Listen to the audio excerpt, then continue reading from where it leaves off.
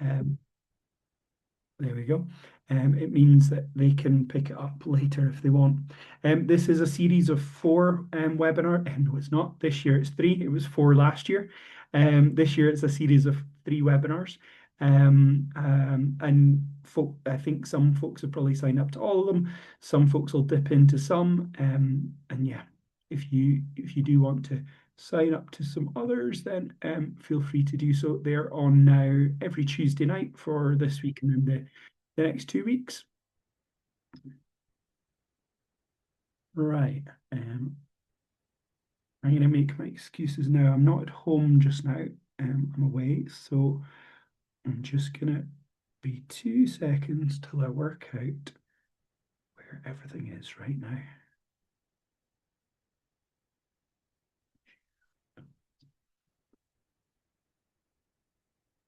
Next week I'll be back at home and this should run a lot smoother. There we go. You should be able to see a screen, I hope. So tonight, folks, is around better planning. My name is Lyle Smith. I'm normally based up in Aberdeen, but just now I am currently out in Teen, but coming home tomorrow. And this kind of was a last minute trip. So yeah, that's why I'm out here and not at home. The plan for tonight, hopefully you can see that now. We'll do some quick intros around the table, the virtual table. Probably need to keep them a little brief. Tell us your name, maybe a bit about where you're from.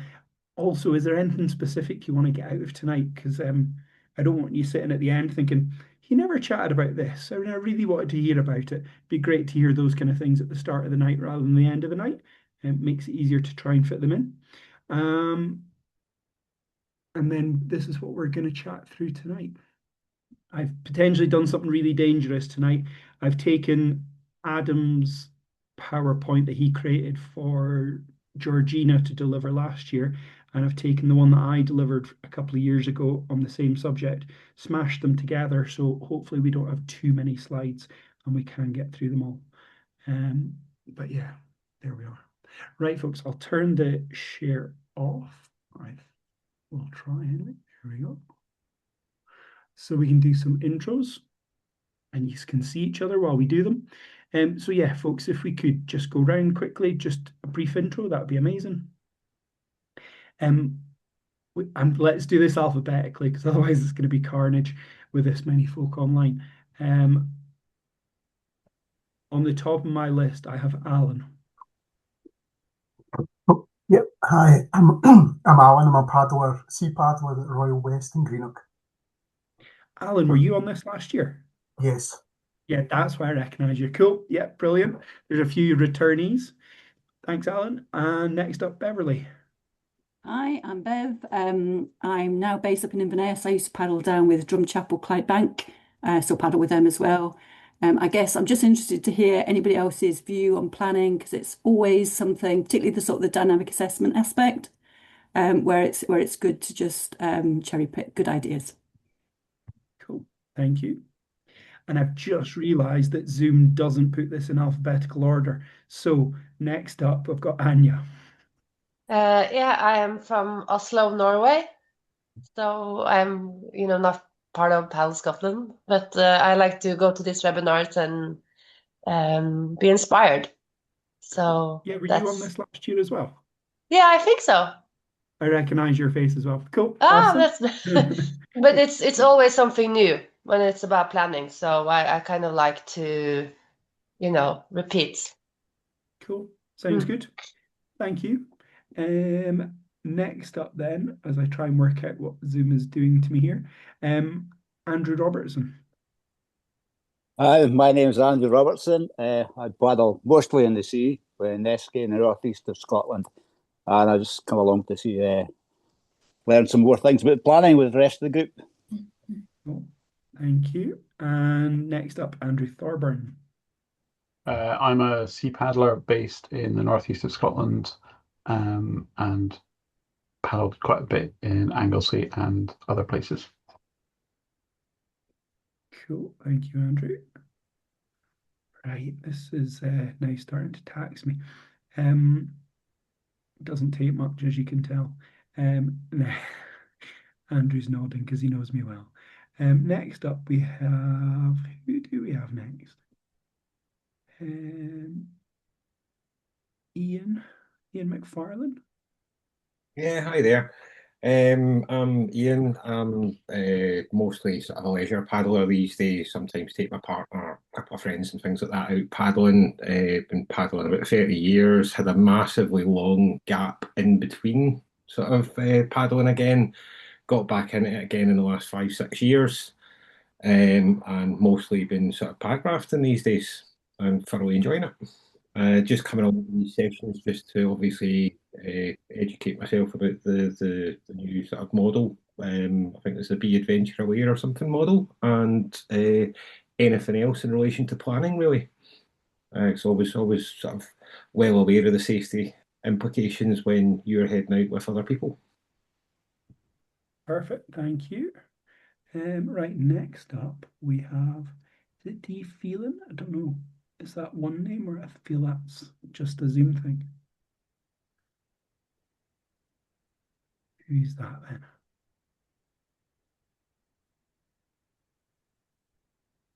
Or maybe they're not there. Right, on that basis, let's go with Graham next.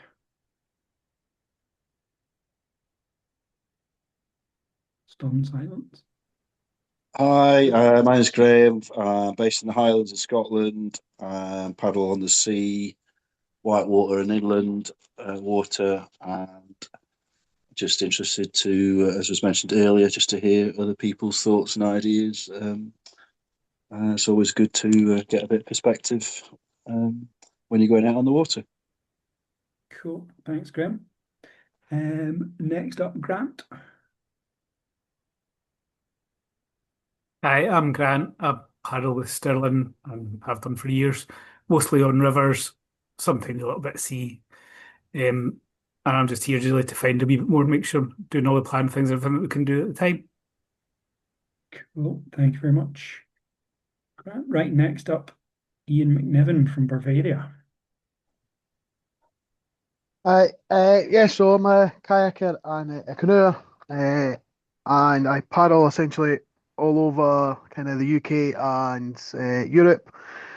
So just kind of get some new ideas for all the rivers that I do paddle with, new client groups and places I've never been. So hopefully this will give me some extra things to think about as I'm going forward.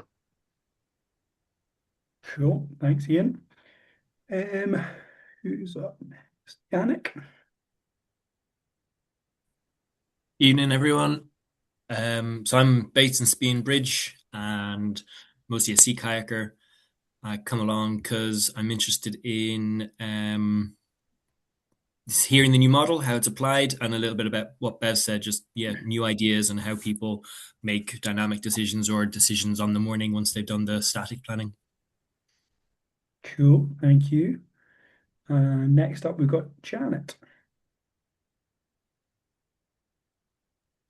So yeah, I'm Janet. Based in Biggar, mainly whitewater kayaker, but also do some OC. I paddle variously with Monklands Canoe Club, Edinburgh Kayak Club, Whitewater Women, and Biggar Tinto Scout Group. Cool, thank you very much. Julia. Hello, I'm based in Dunoon and I paddle with Tower Sea Sports Club on the sea. Dunoon's in Argyll. And I guess I kind of like the decision-making plans and the sort of backup plans and the key decision points stuff. Sounds like you've read my presentation already. Brilliant. Thanks, Julia. Right, who is up next? Ken Nicol. Hi everybody, I'm Ken. I'm based up on the north coast near Thurso. I paddle most of my time with Pentland Canoe Club, so I'm predominantly a sea paddler these days. Thanks, Ken. Up next we have Lachlan. Hi, I'm Lachlan. So I do open boating and a bit of kayaking. I've taken a bit of hiatus from paddling, so I'm looking to get back into it. Obviously, just be learn some new skills and relearn some old ones that I might have forgotten as well when it comes to planning. Cool, thank you. Next up is Liz. Hi there, I'm Liz, and hello to Yannick. I also live in Spian Bridge, and I don't know if I just said this, I'm a sea kayaker, and I'm the safety officer for the Nevis Canoe Club in Fort William. And we historically have always had collaborative or peer-led paddles, and will continue to do so for the season ahead.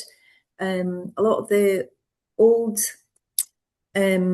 members are not paddling anymore, so we're having newer people that are coming on who are going to be looking at coordinating a trip or organising a trip. So I think we've got a big responsibility as a committee to, well, I feel we have to sort of try and sort of standardise the approach so that everybody's coming from the same perspective in terms of decision making and planning and risk assessment. So that's why I've joined. Sounds like a good plan, Liz. Yeah, well, we'll see how it goes. This is true. Thank you. Next up, we've got Maria.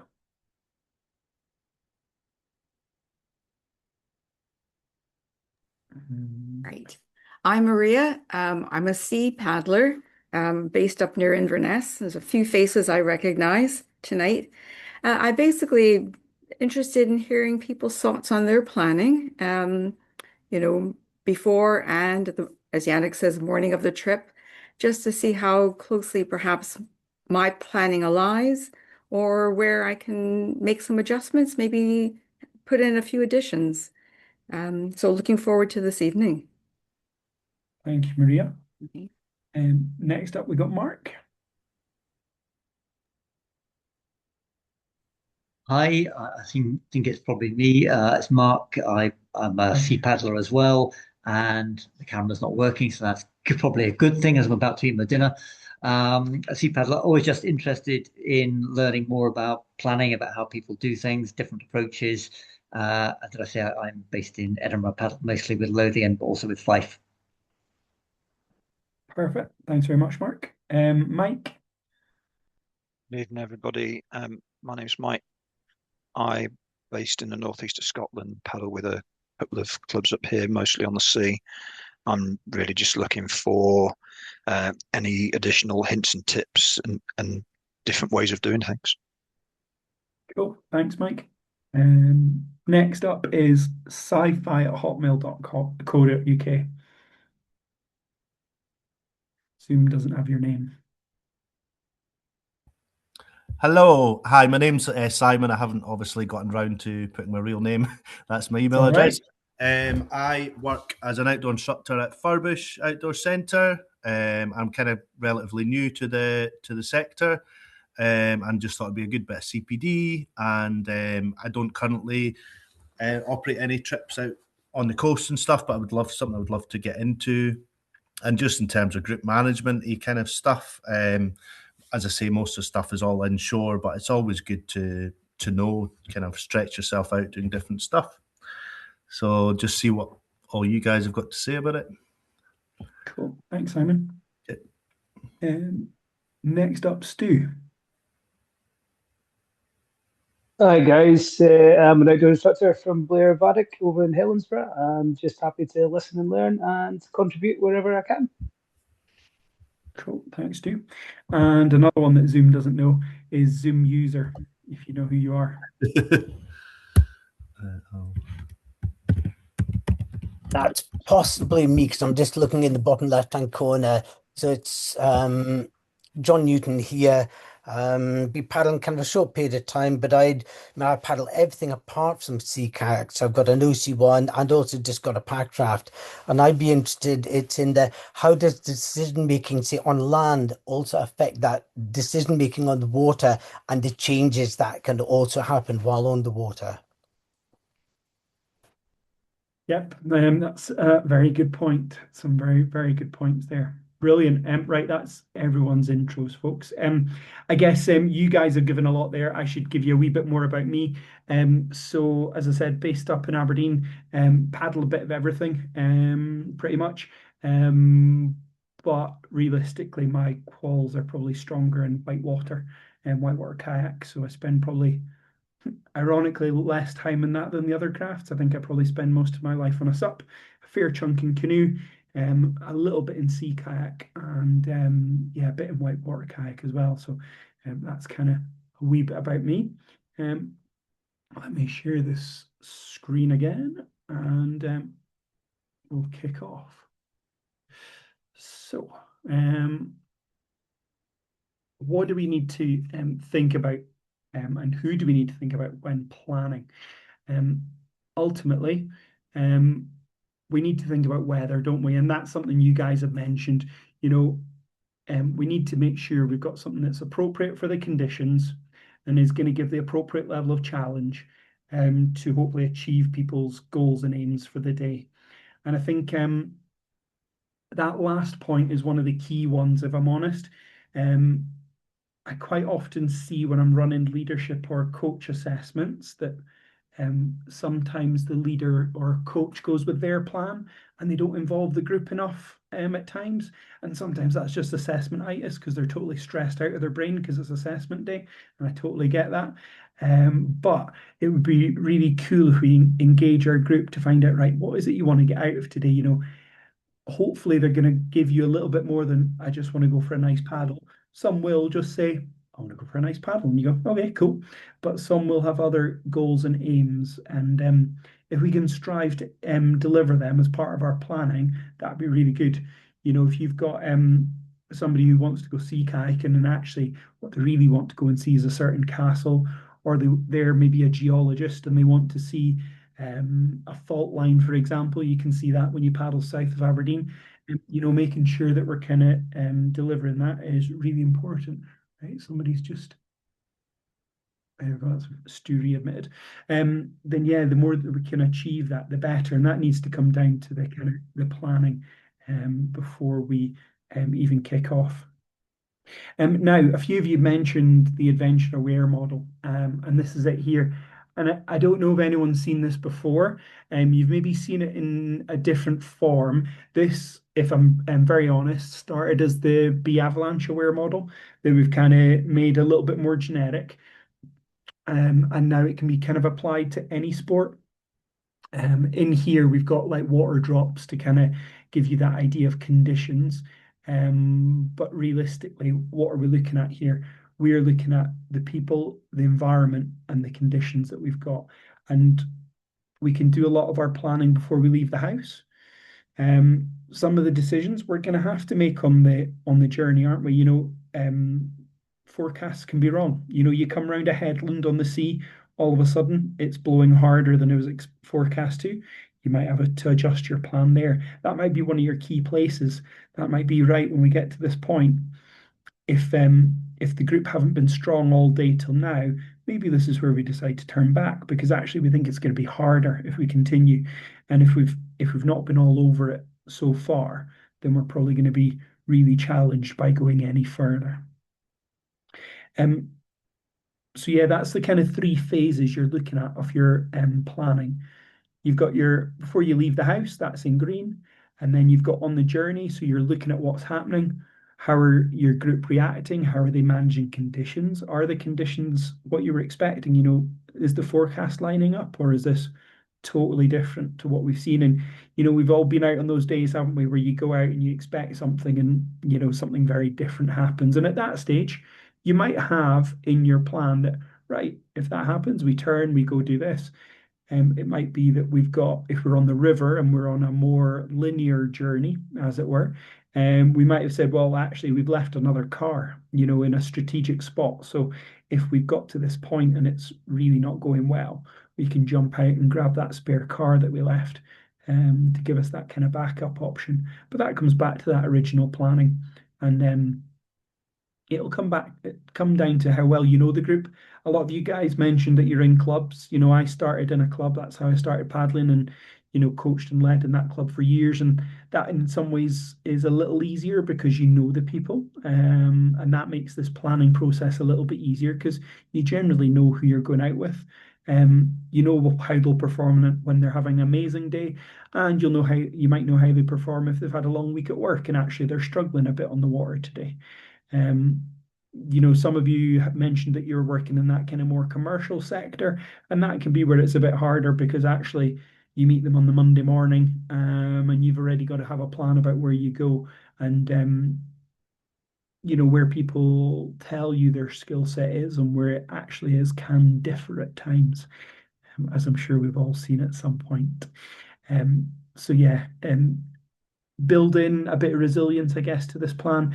If your group are struggling, they're just not on it that day, then we need to have something in our back pocket to support them and help them through that, to get them to the right place.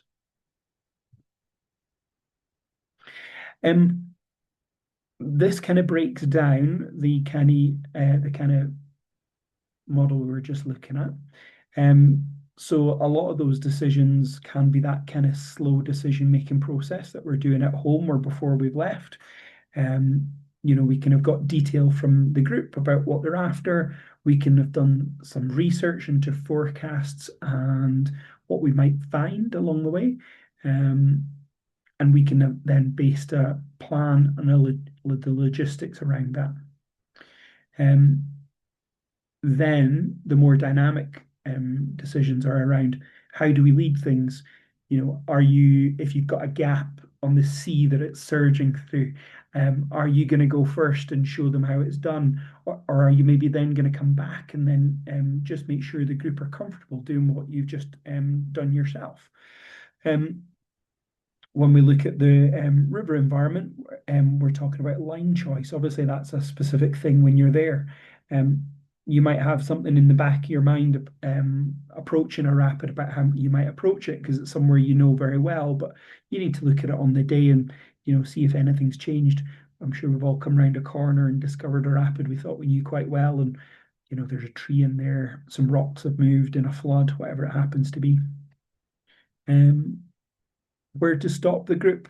A is kind of a dynamic. Where do we stop them every now and again for a break, but also where do we stop them to have those kind of conversations? If we're about to go around a headland and it is about to be pretty wild, where do we have that conversation about setting it up so you have a good outcome when you go round there, as opposed to getting there and you struggle to communicate with the group because the wind's got up and not everyone can hear you and you get a little bit spread out, and so you need to think about in advance, well, where am I going to stop them so I can have that kind of conversation. When to have show them a demo. There's times, like I mentioned, when we're going through that gap on the sea, we might give them a wee demo of how it looks and where in the surge to catch it, to have a successful passage. And also the same happens kind of on the river, doesn't it? And I think there's a key word in that last point about keeping the group in the flow or stopping them. And I think being in the flow is something we chat about a lot more now than when I came into becoming a leader in paddle sport.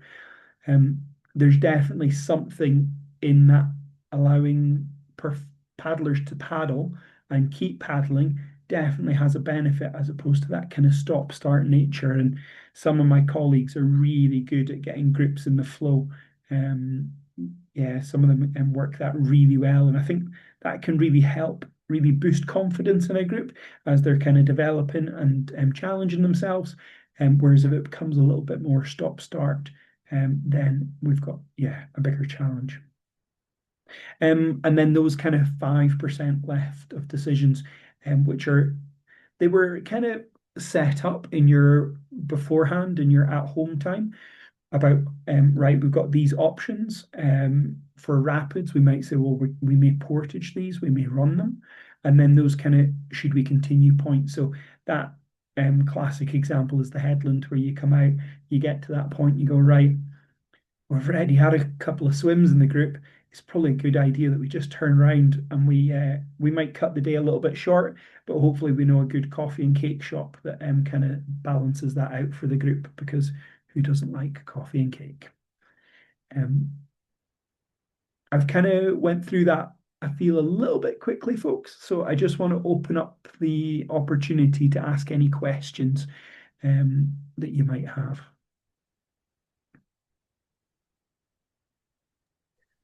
Lyle, Lyle, I've got potentially a slightly awkward one. Go for it. I'm just looking at the percentages at the top of each of the three sections, and I'm wondering if Paddle Scotland does research about the amount of time people place in each area, or if those percentages are just kind of indicative of where the effort's going, but not actually a defined percentage. So I think this is indicative. It was, I don't know if any of you know him, Johnny Hawkins, that kind of developed the Be Adventure Aware model out of the avalanche awareness model. And I think it was Johnny that put these numbers on that. Now, I suspect Johnny won't have had the opportunity to do a huge amount of research, but in his role, this, I suspect, would be pretty accurate. But yeah, it might not be scientific, if I'm brutally honest. I don't need it to be scientific. I was just curious, and that's fine. Cool. Any other thoughts, folks? Does it kind of match up with what you do at the moment, or does it feel radically different? I'll put that question out there.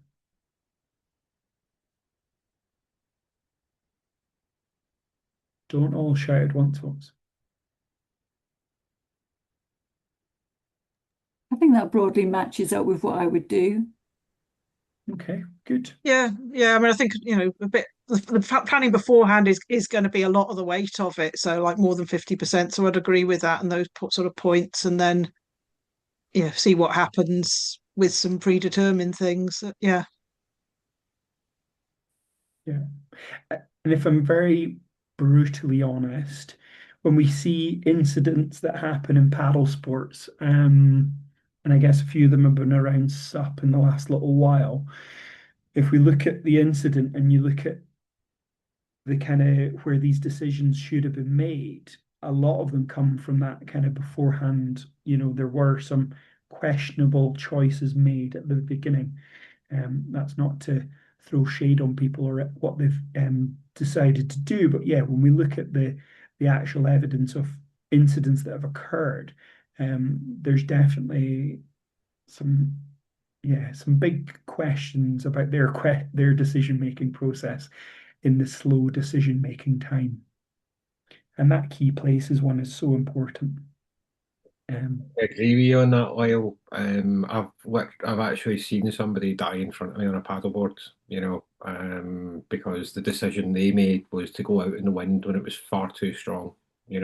And like you say, it is those decisions that before you even enter the water, a lot of the time, probably a lot of inexperienced paddlers in particular, or people that just want to show off and all that sort of thing, that don't actually think about that beforehand stage, that before you enter the water, you assess the safety, and you make sure you've got the correct gear for the conditions, etc. Totally agree with you on it, hopefully I'll never see that again, but do everything I can, attend every safety course, everything that I possibly can, following that to educate others, hopefully never to see that happen again in front of me, Yeah, absolutely. Yeah, that must have been pretty horrific. That's something we all hope we never have to deal with. But that can be sadly the outcome of taking part in the sports we do. So that's why I guess the good thing, guys, you're all here. That suggests that you're already thinking about this. I always say that to people on safety courses. You're already ahead of the curve because you're already thinking about it now. So that's a good thing. And I hope that will kind of go through your paddling career, and the amount you think about things might be more than the average paddler. So hopefully we don't end up in those situations. Can I ask a question, Lyle? Sorry. So where in this model does the assessment before you actually put on the water? So you've got to the put-in point and you're then re-reviewing whether the weather is what you're expecting from the forecast, whether the swell is what you're expecting from the forecast, the group's faces when they're actually seeing the conditions, all that sort of stuff. Is that on the journey, or is that at home because it's not really. Yeah, I see what you mean. Yeah, There's almost a bit in there, isn't there? There's yeah, you hit the beach and you look at it and go, "Oh my word," or you look at it and go, "Oh, that's perfect. That looks, yeah. that's like a mill pond. Lovely I day mean, out there." No, I you're mean, right. could be I that think that's a key place, but I kind of think that's a sort of in between that green and that yellow is yeah, absolutely. before the journey, or at the start of the journey is I a key. guess what you're doing when you arrive on the beach is you're verifying that what you expected in that green column is actually what you're seeing out there. There's that kind of our river levels, what you expected given what you saw, are wind conditions and swell conditions, what you expected from your planning as well. And you made a really good point, Beverly, about the group's faces. When they see it, how do they react to it?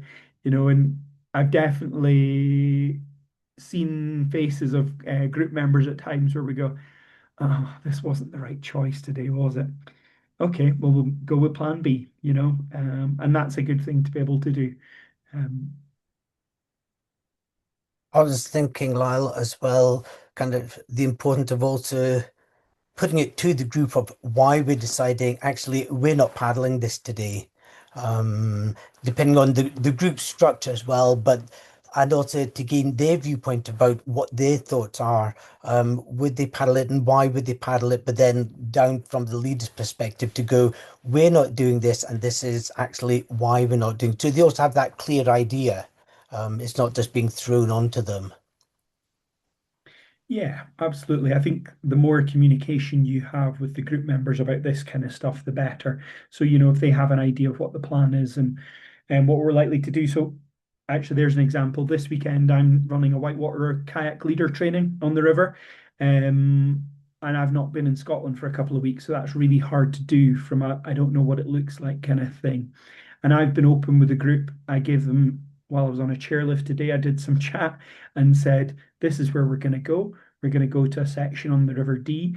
I'm expecting it to rise over the next couple of days because of the forecast that I can see. And then I'm expecting it to fall kind of Thursday, Friday. And based on that forecast, I told them what we're going to do. And then I said, but we might have to go further upstream. We can go to some slightly more relaxed water if we go further upstream. So I've already given them that plan that they know, okay, that's plan A, and then that's kind of plan B. And they've got a bit of understanding about why I'm making those kind of conversations, because let's be honest, on leadership training, I'm going to have a load of those conversations with them over the weekend. So they're already seeing my kind of thought process. And yeah, the more we share of this with the group, absolutely the better. So yeah, cool. Thanks, John. Any more for any more? Just a comment, Lyle. Yeah. I'm familiar with this model from sort of mountain environment, and Mm. a bit perplexed by the percentages of decisions, as it were, because the 5% of decisions at key places, Yeah. they are your crux decisions. Oh yeah, don't underplay them on that percentage. It's just more about the number of them we make. Right. But hopefully you've identified, and all the others have led up to that, you've identified you're going to have to make a decision, at that point on timing or tide or whatever, and Absolutely. have a stop-go kind of approach. Yeah. Yeah. Yeah, so you make a really good point that I should have explained a little bit more. All of these will lead up to that key places decision point. Those key places, they are so important. So the 5% is more around how many of them we make as opposed to how important they are. They're probably the most important ones. Yeah. But we don't do that every 2 seconds. We'll probably have some of them on our journey, but without having lots. And yeah, as you say, everything that we've seen up to that point will lead into those decisions. So what did we plan beforehand? How are the group looking on the journey? How are they dealing with the challenge? How are conditions? Are they developing? Are they dying down? And then, yeah, absolutely, that will all feed into the key places decision making. Thanks. Okay. Let's move on. So I'm going to go through these relatively quickly. These slides were ones that Adam put in for last year, and they're just highlighting some useful websites. I suspect you'll already know some of these, so that's why I'm not going to spend ages going through them. For those of us who paddle on the river environment, then Where's the Water is obviously really important. Gives us some really good information. But what I would say is, like for this weekend, as an example, if I click on the D, what I'm then going to do is I'm going to go into SEPA and look at the gauges further upstream, because the D's got 5 gauges on it, so I can find out what's coming down at me before it appears, if that makes sense. So Where's the Water, as well as delving into the SEPA data as well, is really useful. Yeah, I usually So- use that in combination with Met Office as well, to see what the and also look, you say SEPA gauges is looking at the shape of the SEPA gauges, because some rivers take a long time to drop down, and you can kind of see from the curve, and some things are really flashy and they're up and down, like the Nith's up and down in a day, whereas like the Tay will take a week to come back down again. So it's like putting the whole picture together. Absolutely, Janet. That is really important. And at this time of year, you've got another variable in there, which is where is the freezing level. I've definitely seen groups of paddlers going off on a paddle on a Sunday, coming back very disappointed because the river never came up because it was snow in the hills. It never went into the river yet. It's waiting till it thaws. So yeah, there's a lot of really key things you said in there. You'll get to know how quickly your rivers come up. So ironically, in Aberdeen, we've got 2 rivers, and the Don takes forever to come up, a couple of days, and equally as long to drop off, whereas the D, it spikes relatively quickly, but not as quickly as things like the Findhorn and some of the little tributaries around, and you'll get to know that over And time. thinking about like, is there a dam? Because like, well, Stanley, for example, there's so many dams upstream in the Tay catchment that if you've got the Tummel and the Perthshire Garry releasing, then it all affects what's going through Stanley. So Stanley, I find, sometimes doesn't do what you're expecting it to do at all, because there's other stuff upstream, and and obviously if you know there's going to be a dam release or something, then that feeds into it as well. Yeah, no, all of that, like the paddling community is an amazing one. If you ask a question, someone will help you. I was struggling over on the West Coast running a Glenmore Lodge course last year because there was no water. I was really struggling a bit, if I'm honest. And a colleague got in touch and went, Lyle, the Lagan Dam's not releasing, but there's another dam releases into the Spean, and you'll get down the middle Spean. I was like, really? And just key information like that from locals can make such a difference. And let's be honest, the same can be said on the sea in terms of how currents or wind will affect certain environments, will depend on the local area. And speaking to people who know the local area much better than you do can definitely help. Now we're going to chat a little bit in a few slides time.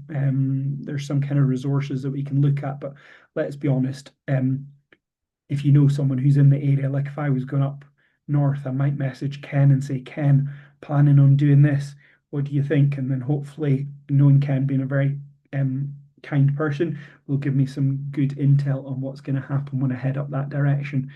So yeah, speak to other clubs. People are really happy and supportive, I find, in the community. So do reach out. If you're going to a different part of the country and you're like, there is a club there, you could just email them and say, we're coming up this weekend and this is what we're thinking. What do you think? And they might go, well, there's a better beach to land on with that wind and that swell than you were thinking. So I would suggest getting out here. And that kind of information can be so valuable. The next kind of useful website Adam's dropped in there is Tidelines. Obviously, we can get loads of good information from there. There's loads of different places we can get tide information from, but this seems to be the one Adam has been using at the moment. Well, do you have the address for that site? Because obviously there is a very popular band that comes up all over Google because of that. That's a really good point. Yes, What I'll do, there's a breakout room. While you guys are in the breakout room, I'll work that out. I'll do my homework while you guys are in the breakout room and get that done. Okay. Yeah, getting loads of tide lines is not going to be useful. You want this one, not the band. Good point. Next up is Windy. This is one I use quite a lot. It's got loads and loads of information. It obviously started as a wind forecasting model, but now it's got layers for absolutely anything in it. And I think the reason I like this one is just because it's so it's usually pretty accurate, but it's also very graphical, and it really helps you put together a picture rather than having to decipher words to create a picture. Is what I kind of find. And then, oh, I thought there was something else there. Never mind. Oh, that's what it is. That's Met Office, but it says Windy at the top. That threw me. Sorry, folks. So yeah, use Windy's very useful. And then, although it says Windy, that is definitely a Met Office forecast because I've looked at them often enough to recognize it. Obviously, Met Office is really good. I'm struggling a wee bit with their new layout, but you can still switch back to this layout to help it make sense if that's kind of what you are used to. Janet mentioned looking at Met Office. One thing for the river paddlers, I would say, if you're looking at Met Office, I would also look at their mountain weather forecast because I'm not going to lie, the number of times I've got on a river and it's not raining where I am, but it is blatantly raining somewhere in the catchment is quite high. You know, I've got to the Findhorn with a group and I said to the group, how do you think the river will be today? And they're like, oh, it's going to be really low. There's an absolute raging torrent because somewhere upstream it had obviously been tipping it down. And that kind of mountain weather gives you that kind of bigger picture around what's going on. Right, I'm going to keep this moving because I think the breakout rooms will be really valuable for you because there's so many of you tonight. Useful books, guidebooks that you've probably all seen before, I suspect. So I'm just going to keep flicking through there. The useful apps is pretty much the same as the weather for this one, Met Office app and the Windy app, both very useful. And then this one doesn't quite sit with this presentation, in my opinion, but OS Locate, I don't know if all of you have seen that. That's basically an app that will give you your 6-figure grid reference. So, you know, if you're having an epic, you don't actually need to think about where you are so much. You can use that. What I tend to do is I'll check OS Locate. You know, if you're having a stressful moment, check OS Locate and then just have a quick look at the map and go, yeah, it's right, just to verify. Because obviously there is the risk that the technology is wrong, but it's a good way of verifying it if you're in a stressful situation. And then the one on the right is What 3 Words, and that may or may not be one that everyone's come across. I think it is becoming more and more popular, but a story I quite often share on this one, I kind of ignored What 3 Words. You know, I've hill walked for quite a while and I like a grid reference because that's what I'm used to. But one of my colleagues, Georgina Maxwell, who I'm sure some of you know, was up on the Cairngorm Plateau and she came across a group who were having a bit of an epic. So she needed to phone in to get some additional support to help them out. And Georgina, being an amazing mountaineer as well as paddler, had her grid reference and she phoned up 999 and she said, look, can I need mountain rescue? This is where we are. And they said, can we get your What 3 Words? And she was like, what? And they're like, we want your What 3 Word.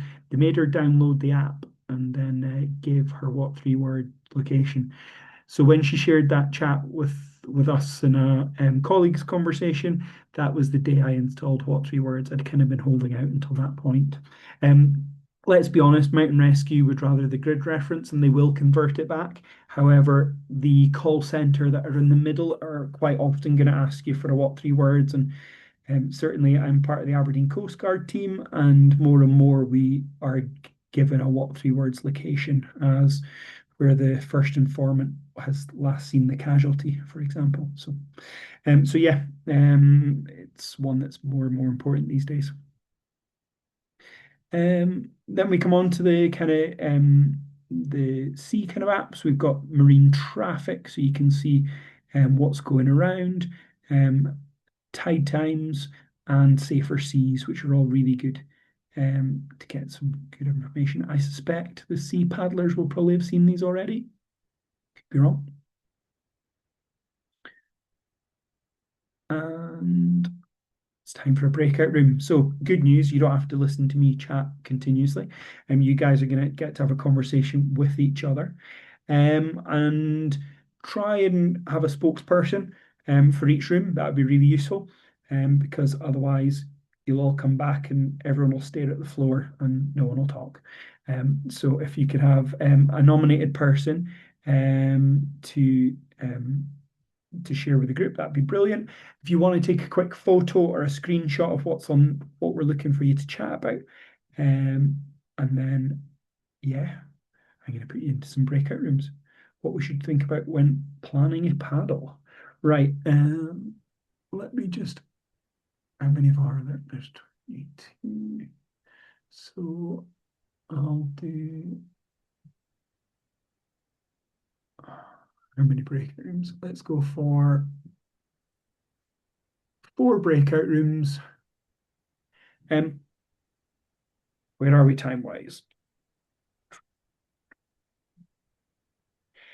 I'm going to give you 7 minutes, which is quite precise. But the reason for that is because there's quite a few of you, there'll be quite a few groups to feed back, and that will take a bit of time. So I'm going to give you 7 minutes, and yeah, off you go, team.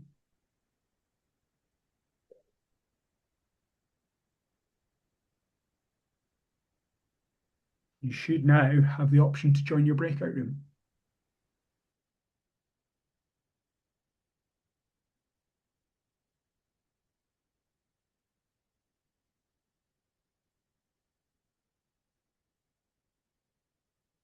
You got it, Maria?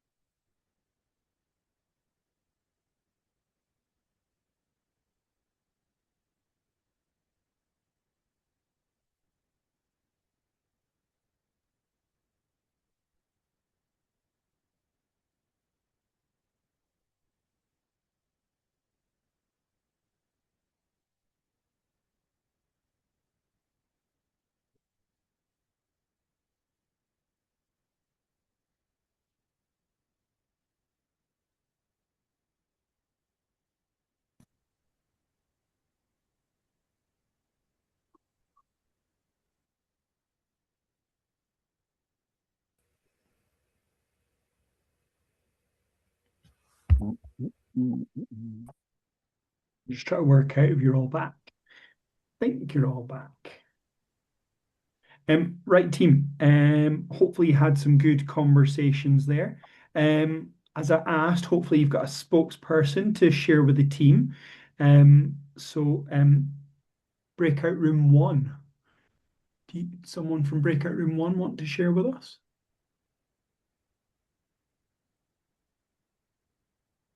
Breakout room 1 was Alan, Graham, Lachlan, Maria, Mike, and Simon. Yeah, sorry, I didn't actually see what number we were. I was waiting That's for fair. somebody else to pipe up.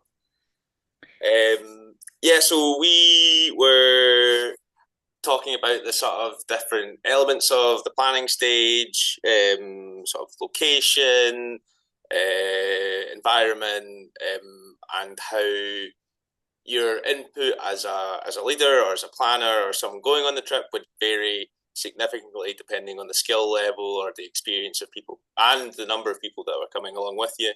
So if you're going with a group of peers, people that you've paddled with before, the planning stage might not be, you can sort of take your foot off the gas a little bit and then you won't be as involved, or the pressure wouldn't be on. But if you're going as a leader, as a coach, or as someone as part of a club, you're a lot more on it in terms of do people have the right kit? Do we have redundancy plans? And it's a lot more sort of intense. Maybe sorry, I had a long day at work. I'm struggling to come up with the words, but I hope you understand what I'm trying to say. And that's about as far as we got. There's a few other things as well, how different things can go into the different plans, but I forget. Sorry, it's been a long Yeah, and you're right. You do vary it. If you're with a competent group who you paddle with regularly, the planning may be a little bit less than if you're going out with people you don't know, because in that situation you might have an awful lot of plans. You may have plan A, you may have plan B, C, D, and E as well, because you really don't know how it's going to pan out. Whereas hopefully with known people, you're going to have a better idea of how it's going to pan out compared to the plan, assuming the forecast's right, of course. Cool. Thank you very much, Lachlan. Janet, you've popped up on my screen. Does that mean you're representing room 2?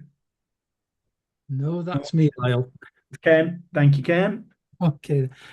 So just looking at your bullet points, just running through them. So the group goals, what you might want to consider, is it going out, are people looking for training? Are they wanting to go for a trip? It might be a combination of the two that people are wanting, but it could equally be some sort of new challenge that they're looking for, or just going out to enjoy the environment. In terms of ourselves as maybe the leader or the coach, things you might want to think about and came up with is your own ability and confidence. Are you feeling fit for what you're going to do that day? Your sort of health and mental well-being. You might want to think about the equipment you're going to carry. Is it appropriate for the environment? And has it been, if you've got a PLB or a VHF radio, if you're going on the sea, has it been charged and is it operational? And then you might also want to think about any notifications that you want to give to your land-based or shore-based contact as well. And then the last bit, in terms of the group, things to think about in the planning, we came up with the sort of the logistics, the sort of transport and the meeting place, their own ability. Are they a novice or an more experienced, or is it a very mixed group? The equipment they're going to use, is it their own, or is it a club, or is it a centre's equipment, and is it appropriate for the environment? What we want them to carry, where we want them to meet, and finally maybe the sort of in case of emergency and medical details for them. Good. Lots of good information there, lots of good things captured, and also ideas kind of about things we need to consider along the way. Thank you, Ken. Room 3. Have we got a volunteer from there?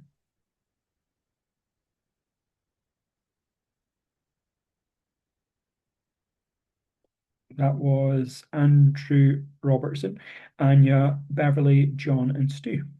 Okay, that'll be me then. Thanks for reminding us the room number.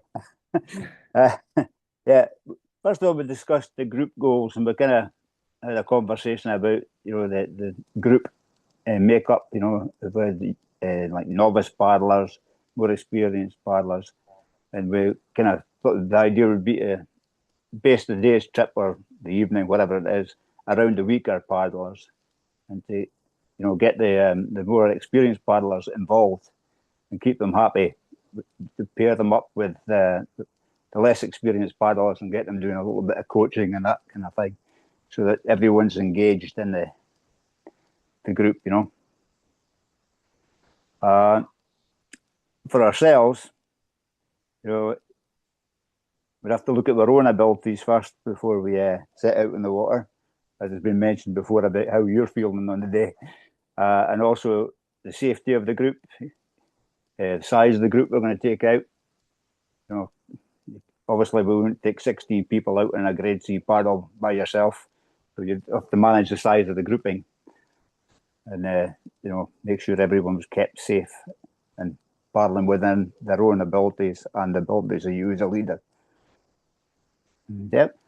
Then kind of when we went through with the group as a whole, we would try and find out what they want to get out of the day or the evening, whatever.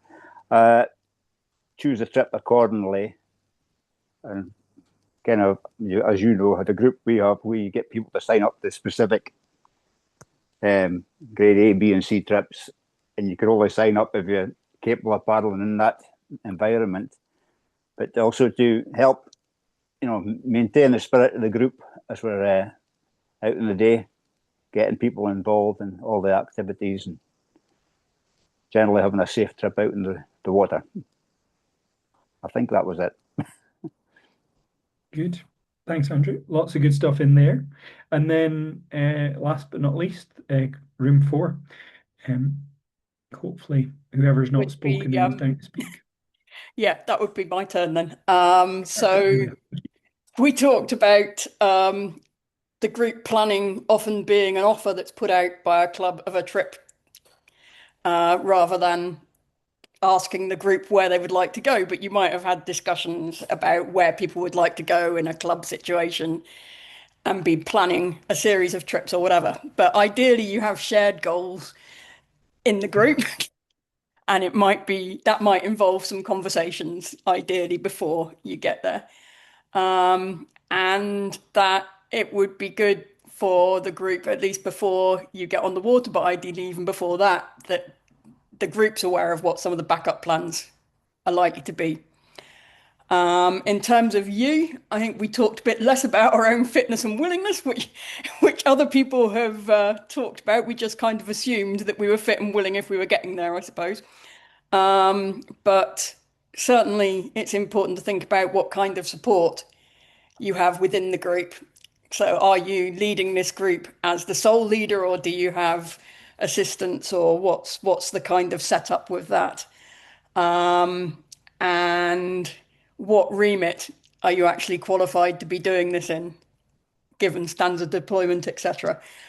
In terms of the group, do they at least have, to the best of your knowledge, the appropriate skills, experience? Do they have appropriate kit? I guess before you get there, what's their level of fitness? What do you know about them, or what can they tell you about their level of fitness and how far they normally paddle and stuff? So what are your expectations before you get there? And then you've got something once you get there to see if it matches up to expectations on all these things. I guess that's where we got to. Good. All of the kind of feedback there has been brilliant. I think so much you guys have discussed is about to come up in some of the slides that I'm about to skip through pretty quickly, because you guys have kind of covered them. I guess what I would do now is just open the floor in case there's anything that anyone wants to chip in that maybe wasn't, I know when I feed back from my breakout room, I usually forget something. So has anyone got anything they want to kind of share that was chatted about in their breakout room that hasn't come up yet? I've got something from your slides before that might be worth saying now. Go for it, Julia. 5% stuff. Yeah. And the key decision points, I guess we're talking about that in terms of place, but there's also in terms of what might have already happened. So when plan A starts to go off for whatever reason, it could be some instance somebody's already capsized and is getting cold or whatever. But that's another one of those 5% things, is it? Or does that? Well, that would probably be about the journey. Yeah, You know, okay. that would probably come into that. Like if I'd had a couple of capsizes and things were going a bit wrong, then that might have led me to making a decision earlier. So I haven't even got to my key place because actually it's just happened in front of me. And as a leader, I've looked at it and went, I need to change something, you know, and we've all been there.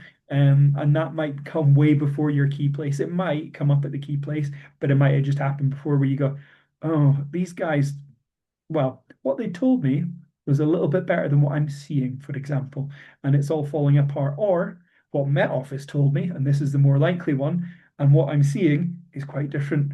And Met Office forecast was quite optimistic, and what I'm seeing here isn't. So yeah, and that might have come well before a key place. It might be we've come out of the harbour, we've just gone round the first corner, and we're like, oh, it's picking up quite a lot around here. We need to make that kind of change. So that kind of comes in that 35%, that kind of part of the journey, and just being a good leader that's observing what's happening around them and making adjustments to support the group to deal with what's occurred. So yes. Any more for any more? Stunned silence. All right, let's see if we can show you my screen again. Right, guys, you should be able to see that now. So that was what you guys were chatting about. I just need to get this to go to the next. There we go. Group goals. I think this is one that is a little bit what's the word I would use? It's kind of sometimes a little bit forgotten. I think, oh, didn't mean to do that. Sometimes we kind of assume that people kind of have the same desires as us, for example. I'll give you a good example. I used to paddle with a lady as part of Aberdeen Kayak Club. Now, Aberdeen Kayak Club is a whitewater kayak club, so everyone assumed she just wanted to go whitewater kayaking. Whereas she came out on an assessment I was running on flat water, and she told me afterwards it was the best day she'd ever had. And the reason she went whitewater kayaking was just because her daughter went whitewater kayaking and she wanted a mother-daughter time. So her goals and motivations were totally different from what her previous leaders had anticipated. They were taking her out thinking she wanted the thrill of whitewater and pushing it harder and harder, whereas actually that was far from the case. I think we quite often need to have those conversations, and sometimes they need to be those kind of one-to-ones, and hopefully we're able to have those open conversations so folks can say, well, actually what I want from today is I really want to work on this skill, or from today I really want to go and see that castle from the sea because that'll be just incredible. I want to try and get some good photos of it. Now, the challenge is then bringing that together for a day that balances for everyone. And that is the joy of being a leader, isn't it? That's our job, to kind of bring that together. And that's where I guess the magic happens. And that can be quite challenging. And this is, I guess, what I was speaking about earlier in terms of trying not just to hit a group with a plan, but to actually find out what do they want from the day so that you can adapt the plan. And, you know, what's mentioned there is a good cafe stop important. Now, I know lots of kayak clubs where that is really important. Or will there be cake at the end? Like a very important point. So how do we build that into the day? I think in our clubs, you know, that social aspect is really, really important. It's kind of there. And the fourth point there, if socializing is so important, we need to give people that opportunity to do it. So if we take them out on the sea, it's blowing a hoolie, and yes, they can survive it, but they're not getting that social because they can't chat because they're so busy concentrating on staying upright and just paddling hard that they can't have that social. Then all of a sudden that group are probably going to be less motivated by the day they've gone out for. I think duration of day is really important as well. You know, some people will have expectations that, oh, we're going out for the whole day. And then I've definitely turned up with groups where my anticipation was we were going out for the full day, but then people don't have lunch, for example. So if they don't have lunch, then you're going, oh, well, we probably need to be off the water relatively sharpish so we can go and get that cafe so that we can get topped up. So yeah, all important things to think about. How much challenge is needed for the group? And that'll be a really important one because it's about how much challenge does everyone want and what's manageable. So to be able to give Johnny a challenge, I might struggle to help Andy, for example, in that environment because Andy might be struggling where actually Johnny needs challenged in that environment, and putting those things together can be really quite difficult at times. And I think that's why we need to be honest with folks. And I definitely had this last year when I was leading a SUP trip out on the West Coast last year. I had one paddler who was much stronger than everyone else, and where I could have challenged her was at a higher level than the rest of the team. So I had to work quite hard to develop challenges that worked for her. So yeah, that was a really difficult thing. And I was very open with the group, and I was like, this person needs this and this person needs that. And everyone was a very open and supportive group, so that was easy to do. Obviously, if you've got different personalities in there, that can be quite different.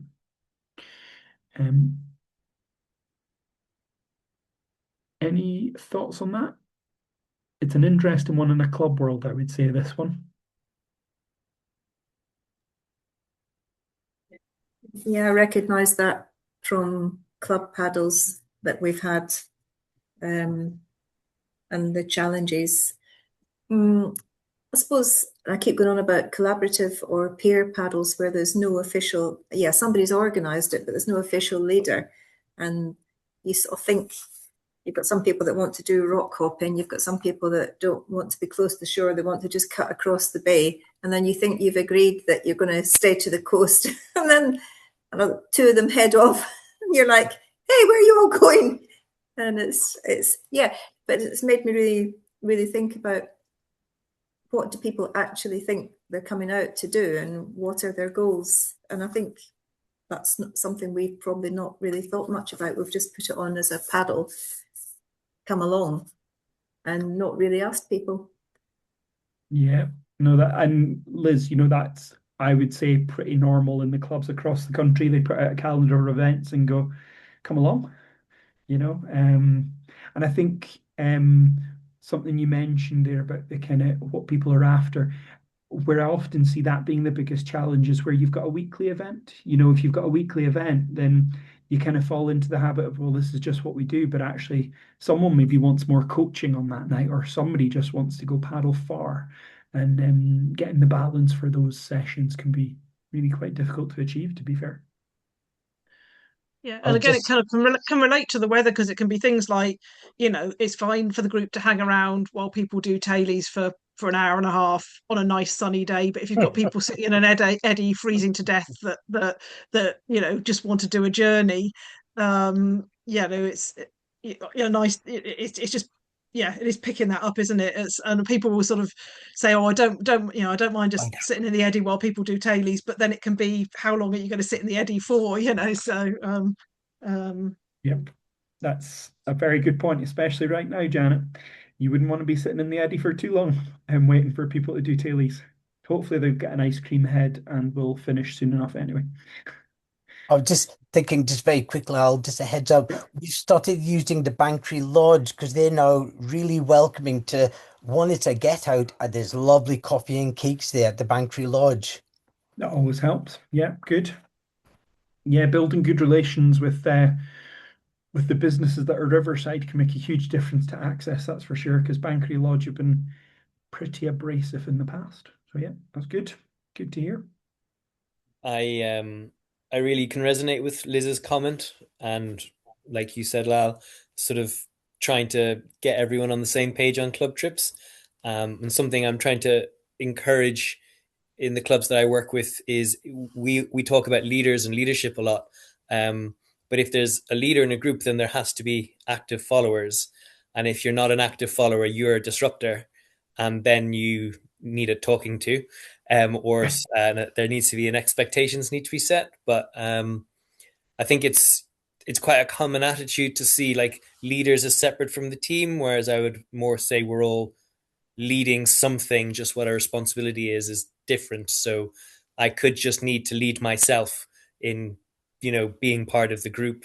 And that might be enough for me on a certain day, whereas other people might be leading the whole trip and being designated as that role. And I think trying to encourage people to be part of the team who makes decisions, not sort of following along without, but also wanting their own way, can cause conflict. Going Yeah, back no, it's a to really it, good point, Shannon. Oh, sorry, right. Maria, can I Okay. speak for 2 Yes, I seconds? just want to quickly chime in for a minute. Okay. Liz's comment made me laugh because I know folk are talking about taking out like large groups, but I think just doing peer paddles with maybe a half a dozen folk just for the day, and I've maybe put a shout out saying, this is what I propose, only a lunch stop. I've said, and I've reiterated, no coffee stops are intended, just a lunch stop.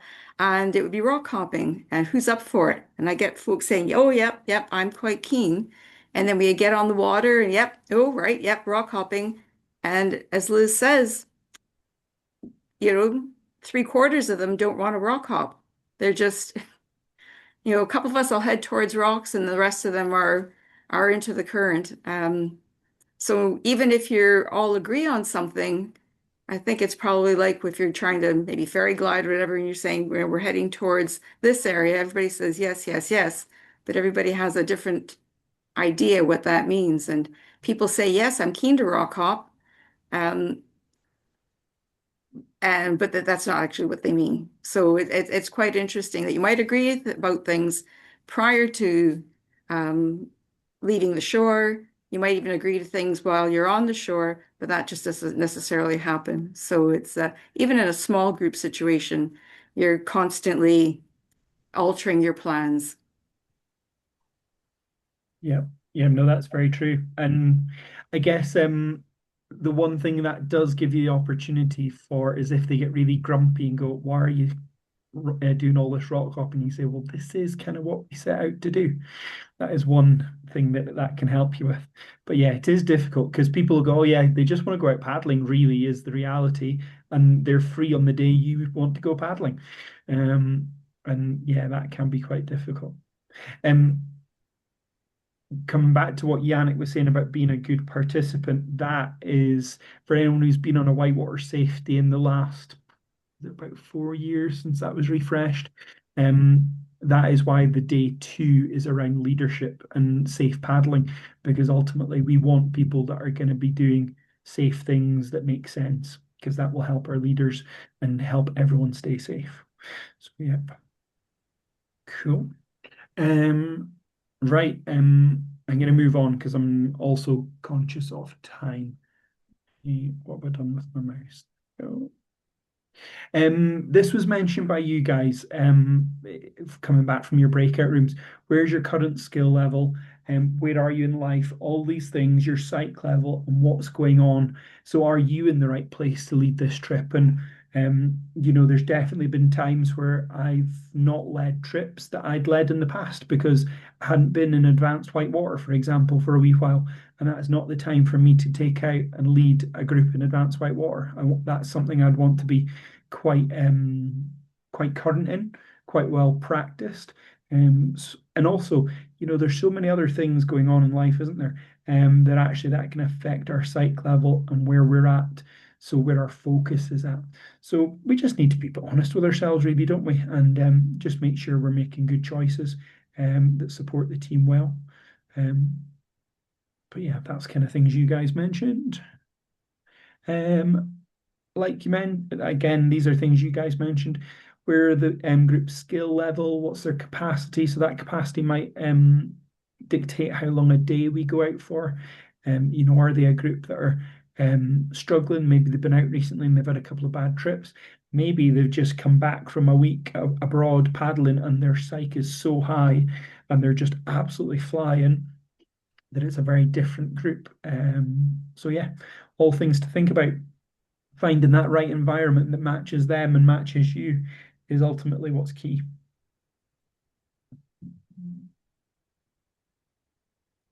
I'm just looking at the time and thinking we're not having this breakout room, I'm afraid, team.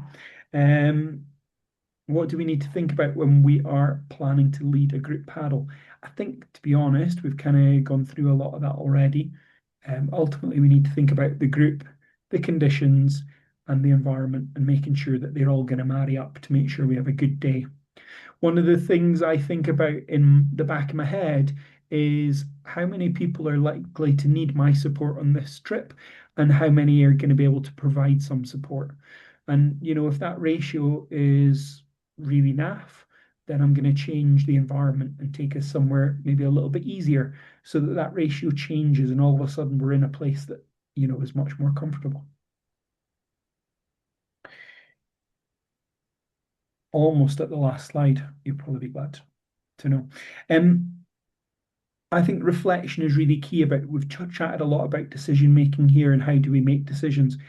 The best thing to do is afterwards is reflect on your decision making, and ultimately there'll be times where you go, maybe I should have done that, and you'll kick yourself. You know, we've all been there. Sometimes you might have decided something, it was just that it wasn't the right thing for that team, or it wasn't the right thing in just quite those conditions. But taking that time to reflect so that we can improve our decision making is really key. Personally, my reflection time is normally on my journey home, because normally I'll be driving away in my van by myself, and that's my kind of headspace to reflect on what decisions did I make. Should I have given them a demo? You know, somebody ended up out of their boat, or maybe I should have given them a demo, or maybe I should have given them a little bit more information. It's all the kind of things I'll be reflecting on as I head away. I think people were often quite self-critical. When I see, like when I've assessed leaders and coaches, they tend to be quite critical of themselves afterwards, if I'm honest. And, you know, get feedback from the group, find out what they thought. You know, if you can get a group to be, if you're, you know, an aspiring or an existing leader or coach, if you can get an honest group to give you really good feedback on your kind of decision making and how the day worked for them, that'll be really, really beneficial. Yeah, don't be too harsh on yourself is what I'm going to say there. That's it, folks. Any questions or anything think people would like to share? I'll switch off the share so you can all see each other rather than seeing a slide saying questions. There we go. Hopefully, no, that didn't work. Did that work? Yeah, there we go. Folks, thank you for your time and your input tonight. If there's any questions, then feel free to stay on. But I'm also aware we're just getting up to past, which is where it was supposed to end tonight. So if people want to vanish, then feel free to. We've all got busy lives. But yeah, if folks want to stay on and chat a wee bit more, I will be happy to stay on and chat a wee bit more. I'm quite keen to find out if people use a format like a trip planning sheet. I've devised one. Well, I haven't devised it, I copied it from another club. But I just wonder how useful whether people do use them, you know, with your tidal planner, your weather forecasts, and, you know, all the rest of it. We do a similar thing we have like a club sheets for the club if it's an official club trip. For the peer trips, no. For the peer trips, they're all on WhatsApp. I know, like you were talking about the distinction earlier on between like peer trips and not having remit and all the rest of it. In our club, official club trips, coach led, everyone within the remit, all the rest of it. But peer trips, WhatsApp group, not an official Facebook page, not on club website, anything like that. So all the peer trips are just on WhatsApp as a group. Right. I don't know how legally that would be working out for everything, but the WhatsApp group is restricted. It is only for members. All members have access to it when they join, and everyone that posts or puts a trip in does say it's a peer trip. Like when I was put on a trip, it's always a river trip I'm doing. I'm not qualified to be leading a river trip. It's always a river trip. So I always put peer trip. I've not got any qualifications, but if you want to come along, basically. I mean, if you look at the standards for deployment, if you're concerned about liability, or I believe sort of ad hoc on WhatsApp, hey, anybody going for a paddle tonight, won't be covered by the whatever Paddle Scotland insures for. So it might not actually be very much anyway. Yeah, I don't know if that's. Yeah, that was our understanding. You're not making the club liable for anything, and you're also not covered for anything as well on your own. But we are trying to follow Paddle Scotland guidelines on how we manage a collaborative club paddle. So it's a club activity. It's not a club event. It's a club activity that peers can come on, but ultimately we still need somebody who says this is where it's going to be, and somebody to do the planning. Yeah, so it's not led, but it's organised. Which is a bit, Yeah, we're the same. We have the same issue with things like last year we went up to Findhorn for a weekend, and it wasn't on the club website. But it would have been nice if you could put it on, but it wasn't. It was a weekend away trip for those that wanted to go. Never knew about it, could know about it, but at the same time, for publicising the club and everything like that kind of thing to have on as a thing that the club offers also helps to attract new members. But the difficulty does seem to be in just having. There seems to be very much legal difficulties in just having peer trip and liabilities and Yeah. how it all works. Yeah. I mean, it seems to be increasingly people are just paddling with people that they know, and there's various ad hoc groups, whether it's Facebook or Facebook Messenger or WhatsApp, that are maybe most people on that group are from a club, but they're not. It's not a club group, and both of the clubs I paddle with have specifically stated those groups aren't club groups, even though it's majority. And it becomes quite cliquey for new members because they have to get to know people before they're added to that group. And then there's groups like Whitewater Women that have never been a club and never want to be a club, that are peer paddles, but their membership, their participant rate is probably about as high as most of the clubs in Scotland, the larger clubs in Scotland, and they're not affiliated with Paddle Scotland. I mean, there's a lot of very experienced women paddling with them, most of whom, a lot of whom have got qualifications, but it just doesn't work doing it through Paddle Scotland because of the I know things like swaps, symposium, that's supported, but other things aren't because it's not possible to do it with Paddle Scotland. So Paddle Scotland are just going to get cut out of this, I'm afraid, and people are just going to paddle with their mates, and that's fine when it's experienced people doing it. But the worry is that people that are less experienced will set up their own groups without having qualifications and experience, and it's you don't know what you don't know.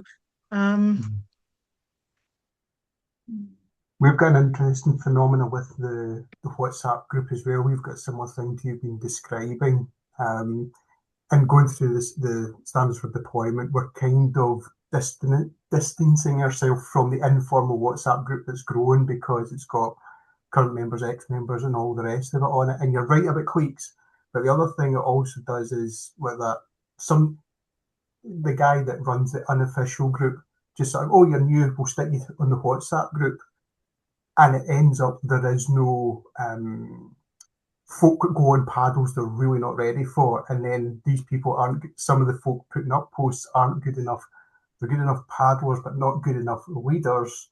And we've had, I honestly don't know how many paddling careers the WhatsApp group has ended because folk have gone out for paddles they're not fit for, or not been happy and like that. Do you know what? This sport's not for me, and I can. But I mean, it is very much up to There's people like you say that I know that are shit hot paddlers, but maybe not such good leaders, and I'm maybe happy paddling with them on things that within my comfort zone, but I wouldn't paddle on them with things where it's stepping up a bit. And there's also groups, things where it's been a peer paddle, but myself or other people have had to say, actually, it is a peer paddle, but it's not a free for all, and it's better if you don't come on, on this until you've done a bit more, So, but the problem is when you don't know people or people, and then they found that potentially they found where the start point is, they could just turn up, and so yeah, it's But Alan, picking up on your point, we're the same as a club. We've stepped right back from WhatsApp as a format for arranging anything to do with the club. It can be a kayaking chat group or whatever, just general chit chat about kayaking, but we're not having any discussion about paddles related to the club. Yeah, but clubs can't ban club members from setting up WhatsApp groups that are Oh, made no. up of club members. This is the problem. That No, but we're not. I think we used to call it the Nevis Canoe Club WhatsApp group, but we don't anymore. Yeah. Anyhow, that's a small thing. It's just a small thing. Our club does a thing where when you join, we invite you to a WhatsApp group, but it's not like I couldn't invite anyone else to join the WhatsApp group as far as I'm aware. I don't know how the tech on it works, but as far as that's how our club is going around that kind of issue on it. Our WhatsApp groups are exclusively to members. Like there isn't anyone who's not a member in the group, unless the membership's just lapsed and it's not been updated, which is harder to do now because we do the membership through Just Go, so it's not a one-off date each year for everyone renews. But the general plan is that it will be checked and updated at least once a quarter to make sure it is all currently a member to be in the group. I know we really can organise with that as well, but that was kind of what our club thinking had been on that. Yeah, if I'm honest, the WhatsApp groups, the peer paddles do come with quite a lot of challenges that you've mentioned. I'm not sure that all of our informal groups are robust enough to say, I don't think this is the one for you. And I think that was the point kind of Alan made, I've definitely seen some paddling careers end because they've gone on something and just scared themselves silly and went, you know what? No, this isn't for me. And I guess that's the challenge when things are maybe a wee bit more informal because you don't have a leader necessarily who's going to go, I don't think this is for you today. Let's do a wee bit more. And then, maybe later in the season, maybe next year, that type of conversation. I've been doing sorry, what I was going to say was, and I get it at work sometimes as well, and there's one paddle I was aware of, it was a friend who quit paddling after it. But one of the hardest things to learn to do is to say no to somebody when they've turned up for a day's paddling, or even a normal club night where I've had a mix of folk and I've maybe 8 folk, 6 folk, as few as that. But I've had somebody that's away up there and somebody I cannot look after everybody in this and saying no and hurting feelings is It's really tough, really tough. And because I'm work more now in the commercial world, I feel very fortunate because generally I have that a lot less than I did in the club. In the club that is really difficult at times. And I guess it's about those relationships, but it depends on how the person's going to react, doesn't it, at the end of the day? And hopefully they understand the reasoning. It's not that you don't want them to do it, it's just that we're not quite ready for that. No, so the reason I went down that I understand really well why a lot of folk end up taking somebody with them that otherwise shouldn't be there. That's where I was going with that as well, yeah. Oh, no, I totally agree with that. I totally get how it happens. I'm not judging anyone for that happening, because it's a really difficult place to be. It's a really difficult place. We're all generally nice people in the paddle world. You want to help people, you want to let them get out and stuff. It's really difficult to turn around and go, actually, no, this isn't for you. But you can start talking about a plan to get them into a position. So we've got the advantage of having a much, much smaller club, and we do say no to certain things. But it's then saying, well, okay, so what we need to do in the next coaching sessions is X, Y, and Z to get you towards a point. Or before we take you on that, we really want you to do this. Yeah. And we want to have the appropriate support for you. It's breaking it to them. And I've just had to do this for somebody that wanted to come on a kind of club beginners plus trip because they hadn't done any whitewater before, and just say, well, actually, we want you to have a nice time. We want you to be able to progress. The first rapid is the harder rapid on the thing, so there's not time to edge into it.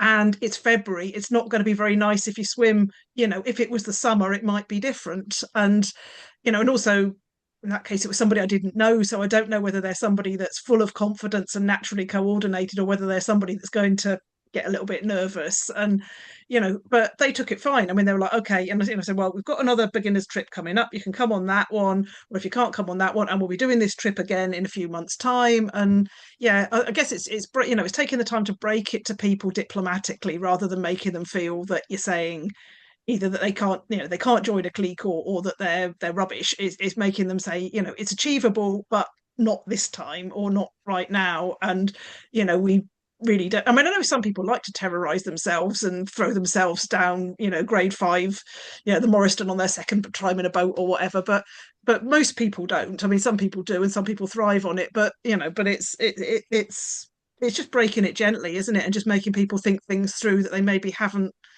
quite thought through, particularly I think less experienced paddlers. But then you do get the people that kind of, well, I've done a grade 3, so I can now do the Morriston. It's like, no, you can't. So yeah. Yeah, I guess the some point really is good what you're points in there, comfortable with Janet. doing as well. I mean, at the end of the day, whether you're comfortable taking them or not comes down to that. If you can't get over that bit at this point, then yeah, you might have a responsibility to come up with a plan for them to get to that point. But you've got to be able to hold out that you're not comfortable with it today. Yeah, and ultimately it's got to be your word that goes, whether it's a pier paddle or whether it's a club trip. If you're the person that's kind of instigated it, whether it's you're the person that said, do you want to do the Ettrick on Saturday, or the person that's actually said this is a club trip to, club beginners trip or whatever, you've got to in the end have the authority to say no, and say, well, or get the. I mean, I've never had to do this, but get to the point to say, well, if you want to do it, you can do it, but you need to find someone else to do it because I'm not comfortable paddling with you. So. And my experiences of that is I actually got kicked out of the pier paddle because I thought this is too dangerous. What's going on? So they actually kicked me out, which is quite bizarre. And I'm actually so far happier doing other things and finding other groups that actually have a far more collective social sort of attitude and togetherness, which is sort of nice, but it's hard. I'd do rather find be within a kicked out club. than do it. Pardon? I'd rather be kicked out by the group than be in the position of going along with something the group wants to do that I'm not comfortable with. Yeah, and it's that who takes the responsibility, which I think is far better within a club environment because it is far clearer, which is much nicer. But different people do have different styles of how they organise trips, and like you say, that there's some people I just, for whatever reasons I don't like paddling with, and there's other people that I do, and and other people will like paddling with the people that I'm less happy paddling with, and and there's well 3 people in Scotland I won't paddle with ever, but most people, so you've it's yeah, but I mean that's experience, isn't it? It's knowing who's about and what they're like, and I mean so far as I know, nobody said that they particularly won't paddle with me, or having done a trip, but yeah, it's yeah, because some people do like to be sort of charge off down something, and or charge off and be terrorized, and other people it's do the same river on a different day at a different pace, where there's time to look at the wildlife, and and time to have lunch properly, and it's just different. Absolutely. Reflection. A lot of reflection there. Any more, folks? No. Well, thank you for coming along this evening. Hopefully I see a few of you next week, and more importantly, hopefully I see you on the water at some point. Cool. Probably won't make it next week. Might make the following one, but I might go rolling next week. So yeah. Cool. Thanks, Janet. Thank you.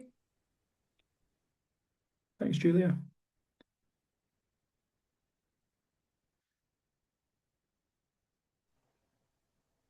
Thank you, Lyle. We'll see you again. No problem. See you later.